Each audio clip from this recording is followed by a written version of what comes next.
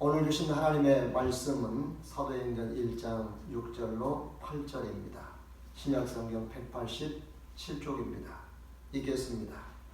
그들이 모였을 때 예수께 여쭈어 이르되 주께서 이스라엘 나라를 회복하시니 이때니까 하니 이르시되 때와 시기는 아버지께서 자기의 권한에 두셨으니 너희가 알 바 아니요 오직 성령이 너희에게 임하시면 너희가 권능을 받고 예루살렘과 온 유대와 사마리아와 땅끝까지 이르러 내 증인이 되리라 하시니라. 아멘. 지난 주말만 해도 강원도에 엄청난 눈이 내리더니 주말부터는 따뜻한 봄날입니다. 따뜻한 봄날과 함께 코로나로 인해서 얼어붙어 있는 사람들의 마음도 경제도 삶도 왕래도 다 풀렸으면 좋겠습니다. 특히 얼어붙어 있는 성도들의 신앙생활도 지키지개를 켜고 다시 새봄을 맞아야 하겠습니다. 성도들이 불안을 떨쳐버리고 예배 자리로 돌아올 수 있도록 기도해 주시기 바랍니다. 우리 옆사람, 앞뒤 사람과 함께 인사할까요? 믿음의 새봄을 맞읍시다. 아멘. 새해 들어서 3월 첫째 주일이면 교회 설립 8주년이구나 생각을 하면서 교회가 설립할 때 계획했던 것을 지난 8년 동안 얼마나 충실히 이루었나, 열매를 맺었는가를 돌아보게 되었습니다. 그러면서 우리 교회가 추구하고 있는 목표들을 돌아보면서 새롭게 다짐하고 있습니다. 예수님을 닮는 교회, 우리의 삶을 예배로 드리는 교회, 거룩함을 지키는 교회, 예수님의 사역을 감당하는 교회, 하나님을 영화롭게 하는 교회가 되자고 있습니다. 이 목표를 이루려면 성령의 역사하는 교회가 되어야 된다는 말씀을 지난 여러 시간 동안 보았습니다.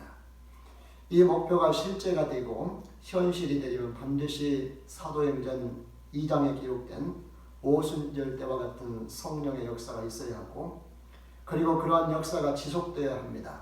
뿐만 아니라 우리 전 존재, 곧 우리의 영혼과 몸과 마음과 삶과 가정과 경제, 그리고 모든 관계에 이르기까지 성령의 다스림과 지도와 인도를 받아야 합니다. 그럴 때 우리 개인의 삶도 교회도 하나님을 누리며 하나님께서 성도 개인과 교회 공동체에 주시는 모든 축복을 누릴 수가 있고 나눌 수가 있게 됩니다. 오순절과 같은 성령의 내려오심과 부어짐, 잠기고 적셔지는 경험을 하고 지속적으로 하려면 우리가 해야 될 일이 무엇인지 지난 2주간 동안 걸쳐서 보았습니다. 그 첫째가 기도이지요. 승천하시는 예수님께서 거기에 모인 제자들에게 예루살렘을 떠나지 말고 아버지께서 약속하신 것을 기다리라. 몇 날이 못되어 성령으로 세례를 받으리라는 말씀을 하셨습니다. 이 말씀을 받은 예수님의 제자들을 비롯한 120명이 단하게 모여 기도에 힘썼습니다. 예수님께서 말씀하신 약속을 붙잡고 성령을 사모하면서 기도했습니다. 10일 후 오순절에 예수님께서 말씀하신 성령이 임하셨습니다. 거기에 모인 120명은 성령으로 세례를 받았습니다. 성령의 충만함을 받았습니다. 성령으로 완전히 잠겼습니다. 성령으로 흠뻑 적셔졌습니다. 그러므로 그들은 완전히 달라졌지요. 이때부터 그들은 복음을 바르게 이해하고 그들이 해야 할 일이 무엇인지, 그리고 그들에게 주어진 축복이 무엇인지를 알고 감당했고 누렸습니다. 그들은 지난 2000년 동안 우리가 본받아야 될 신앙의 본보기가 되었습니다. 두 번째, 빌립의 전도를 통해서 예수님을 믿게 된 사마리아 성도들에게 예루살렘 교회는 베드로와 요한을 파견합니다. 베드로와 요한은 그들에게 예수님을 믿고 구원받은 기쁨은 있었지만 오순절과 같은 성령이 내려옴이 없는 것을 알게 됩니다. 그래서 그들도 오순절에 자신들이 받았던 성령 받기를 위해서 안수하며 기도합니다. 그럴 때 그곳에도 오순절 때와 똑같은 성령이 임하게 됩니다. 세 번째는 로마에서 가이사랴에 파견 나와 있던 백부장 고넬료는 경건에서 온 집으로 더불어서 하나님을 경외하며 백성들을 많이 구제하고 기도하는 사람이었습니다. 그가 하루는 제9시에 기도하다가 환상 중에 하나님의 사자로부터 요바에 머물고 있는 베드로를 초대하는 음성을 듣습니다. 고넬료는 하나님의 사자의 말대로 사람들을 요바로 보내서 베드로를 초대해서 베드로로부터 예수 복음을 전해 듣습니다. 베드로가 예수 복음을 전할 때, 설교할 때 성령이 말씀 듣는 모든 사람들에게 내려오십니다. 베드로와 함께 갔던 동료들이 이방인들에게도 성령이 임하는 것을 보고 놀랐다고 했습니다. 성령이 임하기를 위해서 기도할 때, 안수하며 기도할 때 성령이 임했습니다. 고넬료의 경우에는 복음의 설교를 들을 때 임했습니다. 성령께서 임하시는 통로가 다양합니다. 그러므로 한 가지만 절대적이라고 고집할 필요는 없습니다. 어떤 경우에도 중요한 것은 성령의 임재를 사모하는 것입니다. 간절히 구하는 것입니다. 성령님은 인격적인 분이시기 때문에 사모하지 않는 사람, 초청하지 않는 사람, 받아들이지 않는 사람에게는 강제로 임하지 않으시기 때문입니다. 기도와 안수기도와 말씀을 듣고 찬송하는 것이 성령이 임하는 통로가 되는 것은 오순절 때부터 지금까지 교회 역사를 통해서 계속 이어오고 있습니다. 지금도 성도들은 이러한 통로를 통해서 성령의 임재를 경험하고 있습니다. 오순절의 사건이나 사도행전에 기록된 사건들은 그때 일회적인 사건이 아니기 때문에 오늘날도 오순절의 신앙을 가지려면 초대교회 성도들의 신앙의 행위들을 본받을 필요가 있는 줄 믿습니다. 오늘은 본문 8절에 오직 성령이 너희에게 임하시면 이라는 말씀을 통해서 왜 성령의 임재가 중요하며 우리에게 어떤 축복이 있는지를 보려고 합니다. 그러므로 성령의 부어주는 임재를 날마다 경험함으로 그 복을 날마다 누릴 수 있기를 축복합니다. 어떤 분들은 우리가 예수님을 믿으면 성령이 우리 안에 계시며 우리는 성령이 거하는 집 곧 성전이라고 믿고 있는데 왜 또 성령이 임해야 하고 내려와야 하느냐? 그렇다면 내 안에 계신 성령께서 내게서 나가 하늘로 올라가셨다가 내가 다시 오시라고 사모하고 초청하면 내게 다시 오신다는 말인가 헷갈립니다 라고 질문하는 분들이 있을 겁니다. 예, 질문 잘하셨습니다. 이는 신학적인 논쟁이기도 합니다. 사도행전 2장의 사건은 단 위례적인 사건이며 우리가 예수님을 믿으면 성령이 임하여 내 안에 내주하시기 때문에 내려와야 한다는 것은 이치 안 맞다고 말하는 분들이 있습니다. 반면 아니다. 오순절의 성령 사건은 임한 사건은 오늘 우리에게도 일어나는 사건이다. 그러니 우리도 이러한 사건을 경험하고 날마다 경험하며 그 복을 누려야 한다고 주장하는 분들이 있습니다. 이는 성경 해석에서 오는 차이입니다. 저도 전에는 전자의 경우를 취했었습니다. 그러나 성경을 다시 연구하면서 그리고 기독교 2000년 역사에서 성령의 역사와 현재 저와 성도들의 신앙의 경험상 후자의 해석이 더 타당하는 견해를 갖습니다. 성경적으로 보면 요한복음 20장 22절에서 부활하신 예수님께서 제자들에게 나타나셔서 숨을 내쉬며 성령을 받으라고 하신 말씀이 있습니다. 같이 읽겠습니다. 요한복음 2장 22절입니다. 이 말씀을 하시고 그들을 향하사 숨을 내쉬며 이르시되 성령을 받으라. 아멘. 이때 부활하신 예수님께서 제자들에게 성령을 불어넣어 주셨습니다. 그리고 오늘 본문에서 보는 것처럼 예수님께서 승천하시기 전에 제자들에게 몇 날이 못되어 성령으로 세례를 받을 것이라고 말씀하신 끝에 오직 성령이 너희에게 임하시면 너희가 권능을 받고 복음을 땅끝까지 전하라고 하십니다. 우리가 잘 알다시피 이 말씀을 하신 후에 10일이 지나 오순절에 제자들에게 성령이 임했고 이때 제자들이 성령으로부터 능력을 받아서 예수님의 말씀대로 예루살렘에서부터 유대와 사마리아 땅끝까지 이르러 예수님의 증인이 됩니다. 우리가 예수님을 믿으면 성령님이 내 안에 계시는데 왜 또 성령이 임해야 하고 임하는 것이 가능한지 몇 가지 예를 들어서 설명하려고 합니다. 성경에서 성령은 여러 가지로 비유되어 있습니다. 바람, 불, 기름, 비둘기, 물, 호흡 등으로 비유가 되어 있습니다. 오늘은 물과 호흡 두 가지를 통해서 설명을 해보겠습니다. 먼저는 지구는 물이 70%로 육지가 30%입니다. 그런데 신기하게도 우리 몸도 물이 70%고 뼈와 살이 30%입니다. 그래서 우리의 몸을 작은 지구라고 하기도 하고 작은 우주라고 표현하기도 합니다. 지구의 물이 70%나 되는데 식물을 키우려면 하늘에서 뭐가 내려야 되죠?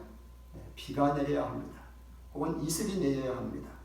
세계 곳곳에 엄청난 사막이 존재합니다. 갈수록 사막이 늘어가고 있습니다. 왜 그렇죠? 비가 오지 않기 때문입니다. 지구의 물이 70%인데 비가 내리지 않으면 메마른 사막이 되고 맙니다. 사막은 생명이 살 수가 없는 곳이잖아요. 여러분 중에 농사를 지어보신 분이나 집안에서 화분에 꽃을 키우거나 고추라도 심어보신 분들은 아실 겁니다. 실내에서 수돗물을 주는 것과 밖에 내놓고 비를 맞게 하는 것의 차이가 어떻던가요? 엄청난 차이가 나지요. 또한 밖에서 키우는 채소도 마찬가지입니다. 비가 없이 물만 주는 것과 비를 맞는 것은 확연한 차이가 납니다. 왜 그럴까요? 수돗물이나 지하수보다 그만큼 비가 식물에 좋다는 것입니다. 비가 와야 하는 이유는 식물에 더 좋기 때문입니다. 더 잘 자라고 더 풍성한 열매를 맺기 때문입니다. 또한 우리 몸이 수분이 70%라는 말씀을 드렸습니다. 그럼에도 불구하고 우리는 매일 2리터 이상의 물을 마셔야 하고 우리 몸에 공급해 줘야 합니다.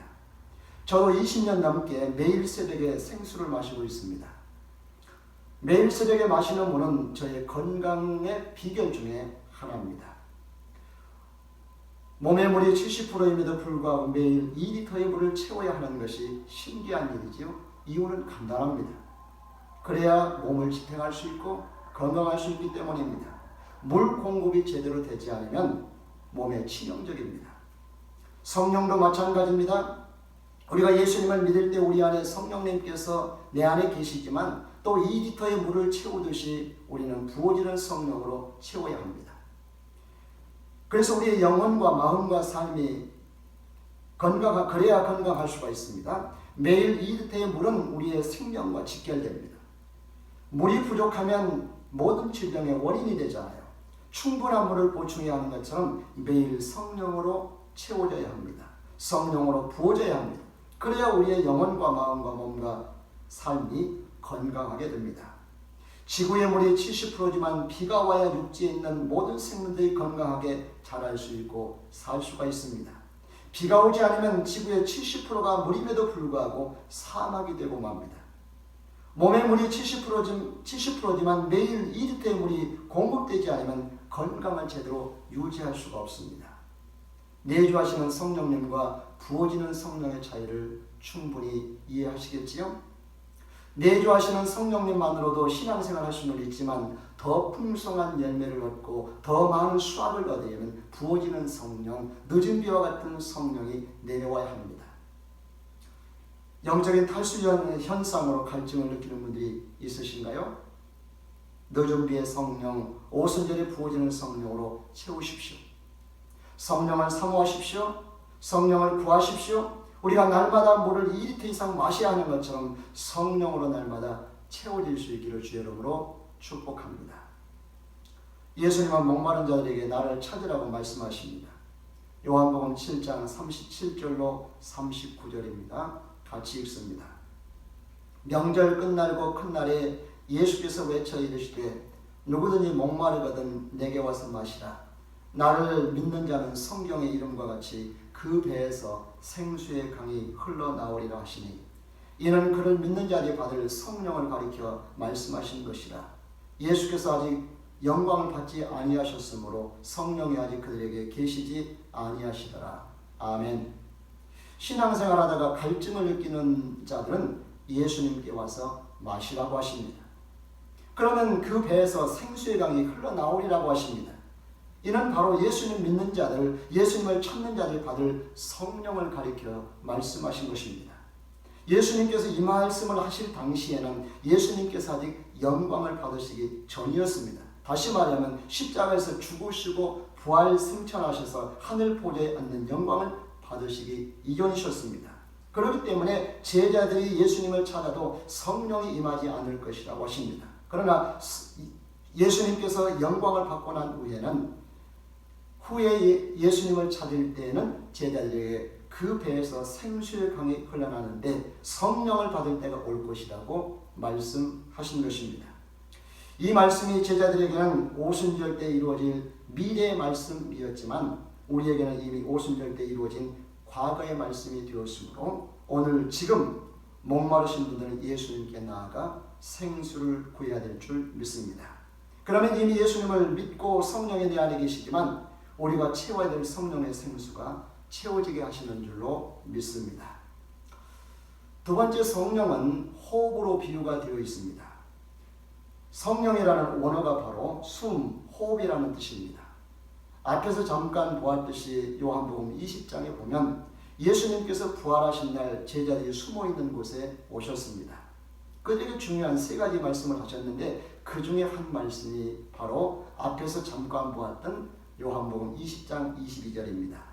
이 말씀을 하시고 그들을 향하여 숨을 내쉬며 이르시되 성령을 받으라. 아멘. 부활하신 예수님, 영이신 예수님께서 제자들에게 숨을 불어넣어 주셨습니다. 그 숨이 바로 성령이셨습니다. 숨은 5분 이상 쉬지 않으면 죽잖아요. 그 말은 우리의 영은 성령과 더불어 늘 숨을 쉬어야 한다는 말이지요. 항상 성령으로 충만해 있어야 된다는 말입니다. 우리가 쉬지 않고 숨을 쉬도록 하는 영적인 장치가 있는데요. 그 영적인 장치가 무엇일까요? 사도 바울은 데살로니가전서 5장 17절에서 그 영적인 장치가 바로 기도라고 말씀합니다. 데살로니가전서 5장 17절 우리가 잘 아는 말씀이죠. 쉬지 말고 기도하라. 아멘. 쉬지 않고 기도하는 것이 바로 성령으로 충만한 길이고 성령으로 충만할 때 우리의 영이 숨을 멈추지 않고 쉬게 되는 것입니다. 그래야 영이 살고 영이 건강하게 됩니다. 영이 건강하고 잘 되어야 범사가 잘 되고 강건하게 되는 것입니다. 아멘. 인간의 생명에서 가장 중요한 것이 호흡이고 다음이 물입니다. 우리가 예수님을 믿고 우리의 영의 생명을 얻었습니다. 이 영의 생명이 건강하려면 건강한 호흡과 깨끗한 생수가 절대적입니다. 성령과 호흡하는 것이 중요합니다. 긴 호흡이 중요하고 깊은 호흡이 중요합니다. 그리고 늘 깨끗한 생수가 필요합니다. 성령께서 부어주시는 생수가 우리 영에게 절대 필요합니다. 지금까지 말씀을 통해서 우리 안에 성령이 임재해 계시지만 생수같이 날마다 공급되는 성령, 부어지는 성령, 날마다 쉬지 않고 숨을 쉬게 하는 성령이 절대 필요한 것을 이해하셨을 것입니다. 다음은 우리 개인의 경험을 통해서 성령의 부어짐이 절대 필요함을 말씀드리려고 합니다. 우리가 지난 연초부터 보았던 예수님을 닮는 교회, 삶을 예배로 드리는 교회, 거룩함을 지키는 교회, 예수님의 사역을 감당하는 교회, 그것을 통해서 하나님을 영화롭게 하는 교회가 되어서 하나님께서 날마다 구원받는 자를 더하게 하신 교회라면, 그리고 성도 개인의 삶에서 가나안의 젖과 꿀을 마음껏 누리고 살고 있다면 굳이 성령 받으라, 성령의 임재를 경험하라, 성령으로 충만하라고 할 필요는 없습니다. 왜냐하면 이미 그는 성령 충만한 삶을 살고 있기 때문입니다. 그런데 대개의 성도들은 그렇지 않습니다. 성도들의 신앙생활의 여정을 보면 이렇습니다. 신앙생활 초창기, 교회생활 초창기에는 성령이 계신지도 알지 못하고 느끼지도 못하고 경험하지도 못하고 교회생활하는 경우가 대부분입니다. 저도 그랬습니다. 예배 잘 드리고 봉사하면 그게 전부인 줄 알았습니다.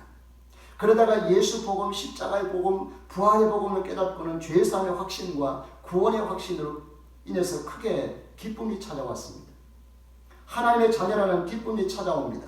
설교를 들을 때 소망과 확신이 들기도 합니다. 그래서 열심히 예배도 드리고 교회 여러 부서에서 봉사도 합니다. 그러다가 집사도 되고 권사도 되고 장로도 되고 목사도 됩니다.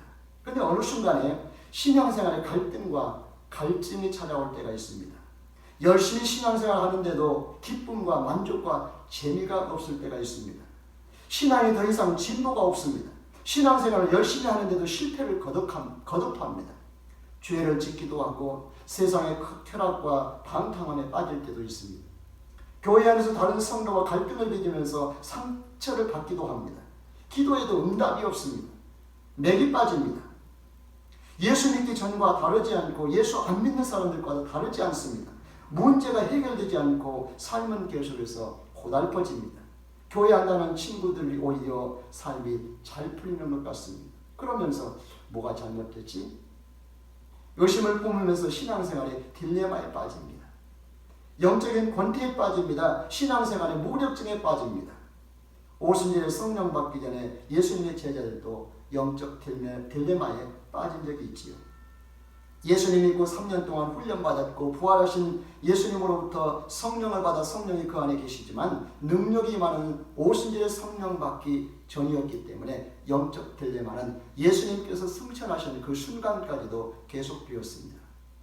오늘 우리도 예수님을 믿어 성령이 내주하고 계시지만 그럼에도 불구하고 생수의 강이 넘쳐나지 않을 때, 오순절과 같은 부어짐의 체험이 없거나 약할 때, 혹은 지속적으로 성령으로 충만하지 않고 일회적으로 그칠 때 영적 딜레마는 언제든지 찾아올 수 있습니다. 이것은 교회를 몇 년 다녔느냐, 교회에서 어떤 직분을 맡고 있느냐, 어떤 부서에서 봉사하느냐, 하물며 목사로서 매주일 설교를 한다 할지라도 겪는 딜레마이고 갈증이고 갈급함입니다.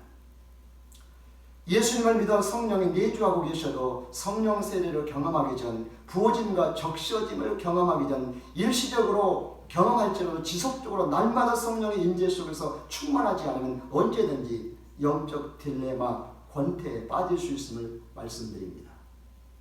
저도 이런 경험들 수차례 해왔고 지금도 하고 있는지 모르겠습니다. 여러분 중에 젊을 때 20, 30년 전에는 성령으로 충만해서 방방 뛰고 하늘을 나는 것처럼 기쁘게 신앙생활을 했다는 분들이 있습니다.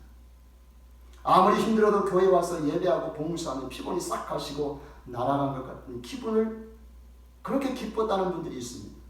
아무리 헌금을 많이 해도 아까운 생각이 없었습니다. 아무리 힘들어도 힘들 줄 모르고 신앙생활을 했고 교회를 섬겼고 봉사를 해왔습니다. 그런데 어느 순간에 이 마음이 싹 사라지고 은혜의 순간이 희미해집니다. 성령 충만한 삶은 과거 일이 되어버렸습니다. 아, 옛날이여가 되었습니다.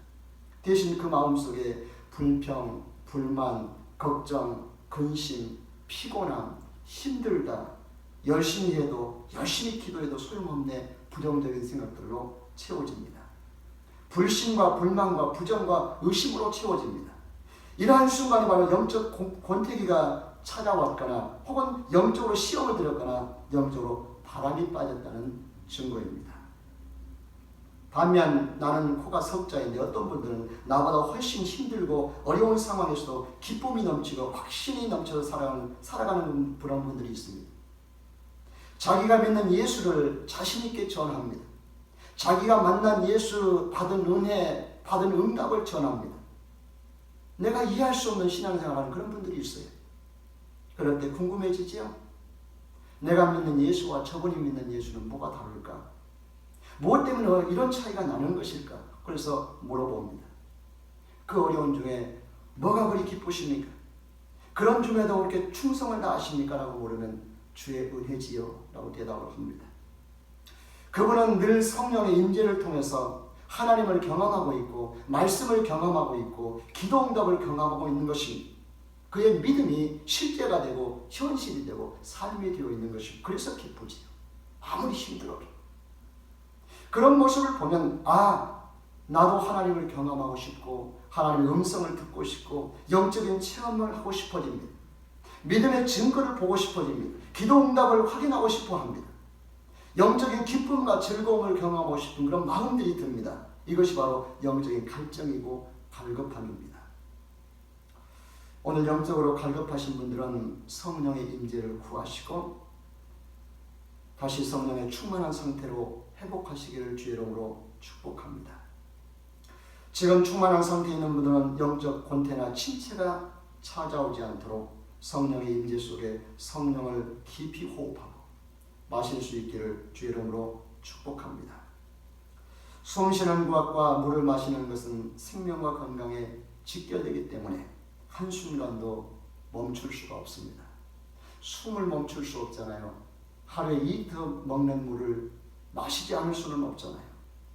성령의 인재를 통해서 성령의 생수를 마시고 성령과 호흡하는 것도 영의 생명과 직결되는 문제이기 때문에 결코 멈출 수가 없습니다. 성령과의 호흡을 멈출 수 없고 성령을 통해서 주시는 생수를 우리가 마시지 않을 수가 없습니다. 숨을 쉴 때는 복식호흡을 하면 깊이 숨이 쉬어지잖아요. 복식호흡이 건강에 좋은 것을 다 아실 것입니다. 성령과 깊은 교제와 호흡은 그만큼 영적으로 건강하게 됩니다. 그럴 때 마음도 몸도 가정도 삶도 경제도 인간관계도 다 좋아지게 될 줄 믿습니다. 성령의 임재를 경험하고 그 축복을 누리려면 늘 사모하고 초청하며 기도해야 합니다.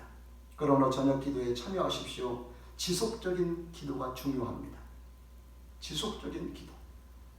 지속적인 성령의 임재를 경험하고 우리가 날마다 영적인 호흡을 해야 되는 것처럼 날마다 생수를 마셔야 되는 것처럼 우리의 기도도 마찬가지입니다. 쉬지 말고 기도하라. 기도하겠습니다. 아버지 하나님 참으로 감사합니다. 오순절 성령의 임재가 얼마나 중요한지 제자들의 삶을 완전히 바꾸어 놓았습니다. 오늘 우리 또한 마찬가지입니다. 성령으로 호흡하고 성령의 생수를 마셔야 우리의 삶을 더 풍성하게 살아낼 수 있습니다. 우리의 영혼이 잘 자라고 아름다운 열매, 풍성한 열매를 맺게 됩니다. 영혼이 잘됨 같이 범사도 잘되고 강건하게 이르게 되는 줄 믿습니다. 우리 목포그린교회 속한 모든 성도들에게 성령을 사모하고 간절히 기도하게 하시옵소서. 기도하는 중에 성령의 임재와 그 능력이 덧입혀지게 하시고 그것을 통해서 땅끝까지 주의 주님 증인되는 삶을 살아갈 수 있도록 도와주시고 제자의 삶의 모든 여정 속에서 기쁨과 행복이 넘쳐날 수 있도록 축복해 주시옵소서. 예수님의 이름으로 기도하옵나이다. 아멘.